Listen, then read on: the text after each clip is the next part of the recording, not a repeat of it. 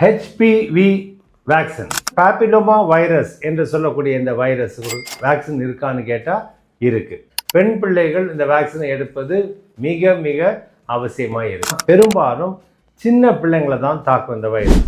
பெண்கள் 9 வயசுலேருந்தே இந்த வைரஸ் அவங்களுக்குள்ளே இருந்துக்கிட்டே இருக்கும். அவங்களுக்கு ஒரு 25, 30, 35 அந்த வயது வரும்போது அது கர்ப்பப்பை வாயில் புற்றுநோய் உண்டாக்கக்கூடிய தன்மை உள்ள ஒரு வைரஸாக இருக்கிறதுனால சர்வைக்கல் கேன்சர் என்று சொல்லுவோம்.